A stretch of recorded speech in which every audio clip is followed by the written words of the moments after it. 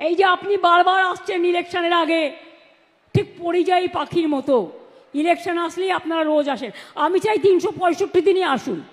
বিমান free, helicopter free, রাস্তা free, খাবার ফ্রি, সবই তো পান ফ্রিতে।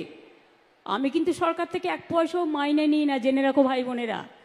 এবং আমি 7 বার এমপি ছিলাম, মাসে কিছু না হলেও 2.5 থেকে 3 লাখ টাকা পেনশন পেতে পারতাম এই 14 বছর। 1 পয়সাও নিইনি, সেগুলো কিন্তু কেউ মনে রাখে না।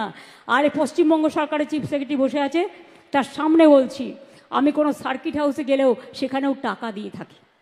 আমি বই লিখি, সেই টাকা থেকে যা পাই। আমি গান লিখি, গানের থেকে যা পাই আমার চলে যায়। আমি একা মানুষ, আমার কিসের দরকার? কিসের দরকার? খাই তো একবেলা, আমার কিসে লাগবে? আমি টাকা চাই না, আমি মেধা চাই। আমি টাকা চাই না, আমি আত্মসম্মান চাই। বাংলা মায়ের সম্মানে আঘাত করলে আমার গায়ে আঘাত লাগে। আমাকে আপনারা যা ইচ্ছে গালি দিন, আমার বিরুদ্ধে অপপ্রচার করুন, কুৎসা করুন, চক্রান্ত করুন, আমি লড়ে নেব। আমার বুকের পাটা আছে, জেনে রাখুন।